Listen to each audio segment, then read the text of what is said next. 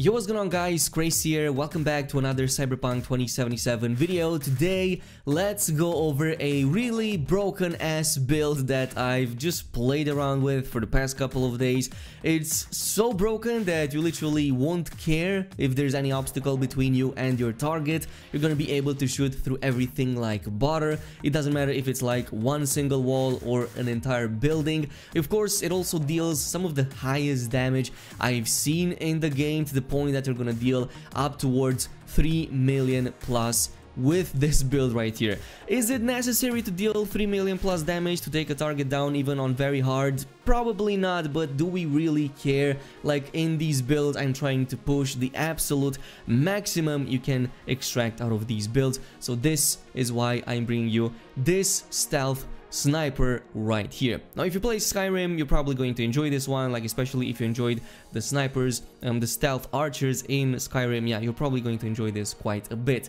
Now to make this work, we're gonna use a really interesting sniper rifle, probably the highest damage dealer currently in the game, and this is called the Breakthrough Legendary Tech Sniper Rifle. Of course, it definitely deserves its name because it literally breaks through every obstacle. Again, it doesn't matter if it's a single wall or an entire building or 3 buildings, you're going to penetrate this like it's melted butter. So this is something that you actually get from a suspected crime activity somewhere in Santo Domingo. So I already did this previously, but you will find it right here on this side of the map in this pin location. It's basically right in the southern region of the neighborhood or the area, if you want to call it like that. But once you do that, you're going to be able to take it from the leader, and he is going to give you access to the crafting recipe for the Breakthrough, which again is an absolutely amazing weapon. Now because this is a tech weapon, it means that you actually need to charge it up to deal the maximum damage. You don't have to, but if you want to deal 3 million damage plus, you're probably gonna want to do that. If you don't, it's still going to deal extremely high damage and you will one-shot literally anything, so it goes either way. But because tech weapons have a pretty sizable, let's just say, drawback, yeah, you will need to make up for it in terms of attributes, as in you have to charge these up. It can take quite a bit of while, and even more so, you might not have control over how you shoot your weapon once it is charged. But if we go into the specific points, into the technical ability, and to be more specific, engineering, we will be able to do all of that. So let's begin with the engineering, because this is, I believe, the one that is most important. You don't need too many points, by the way. I also have crafting, which is why I have 18 technical ability points, but you can go with far less than that. Now the general rule right here that I'm following with this build in the engineering tree is that I need a ton of damage for tech weapons, and even more so, I want to charge them way faster and way easier.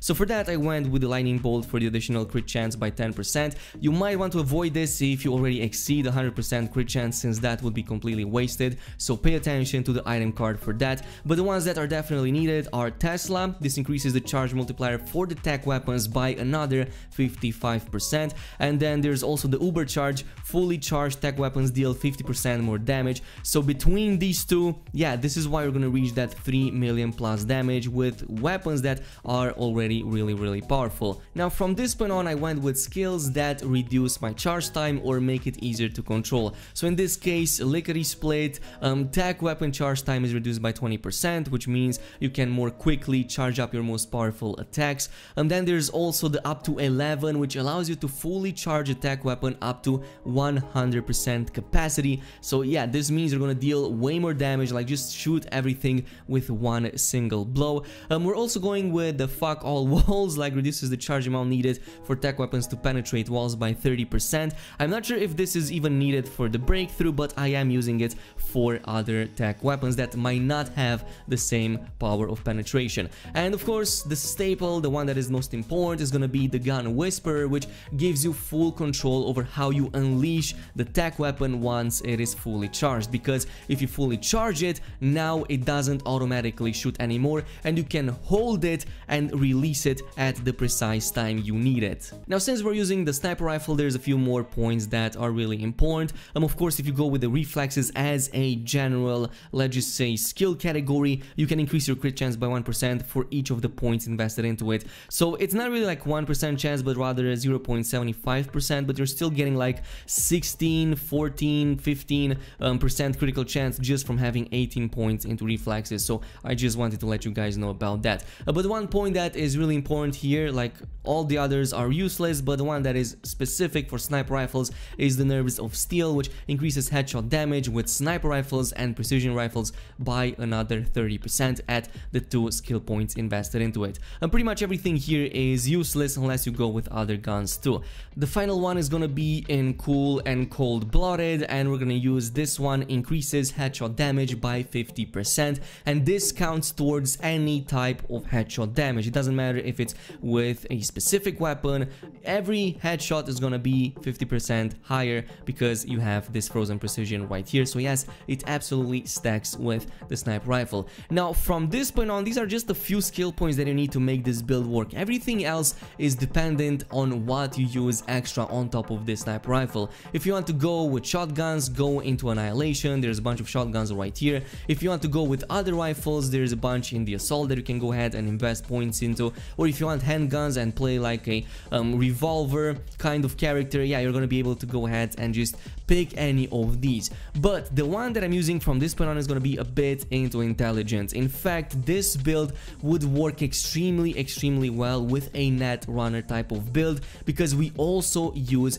quick hacks, and to be more specific, we're gonna use a really interesting quick hack that I believe not that many players pay attention to, though it is by far one of the most useful, and that's gonna be the ping right here. This is something that you can slot onto your cyber deck, and by the way, you get it for free from Debug in one of the side gigs for her very early on in the game, or you can simply buy it from like anyone that sells kind of like these. So this, what it does is you can go in, you can ping any target in an area, or even like a camera or another type of access point, and it will reveal the location of everything in that area, including the enemies, the access points, the cameras. It doesn't matter, even the gate, they all get revealed on the map. And combining the ping with the penetrating capabilities of the breakthrough is what's gonna give you the chance to just hide in a corner like 3 blocks away or behind the building and snipe everybody without anybody having a chance to even see you in the first place.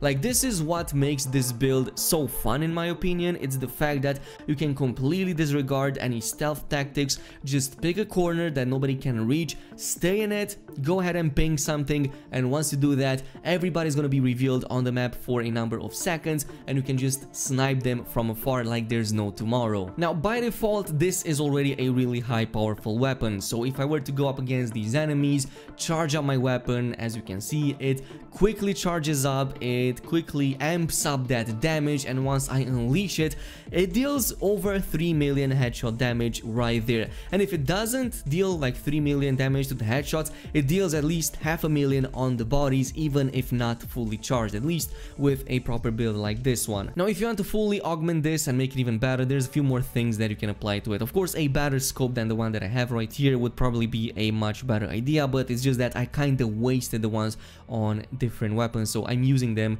on existing weapons anyway. But otherwise, in terms of mods, I think that the best one is gonna be the Crunch, simply because you can stack multiple of these. It's gonna increase your damage by, well, about 221 each time, so that's quite a big increase. You can quickly add another few hundred damage on the same weapon with just a few crunch modes, so that's gonna be really great. You can also go with something like the Pacifier for an even more increased crit damage, and since you're going to crit almost constantly with this build, this means that you can crit for way over 3 million even compared to the build that I have right here. So if you want more crit damage instead, if you have already capped your 100% crit chance, you can totally go ahead and do so, because it is going to make like this build really shine. Probably the only final thing that I will cover is the fact that there is another way to increase your headshot damage by another 50%, and that's using the trajectory analysis, which is a legendary mod on your Cyberware implant, so the ocular system implant. You can go ahead and slot up to 3 on these ones, and it's gonna increase your headshot bonus damage by another 50%. They don't stack, by the way. I did some testing, it doesn't seem to stack, but again, you can go ahead and test it for yourselves. I think that there are are some differences between the platforms in this regard.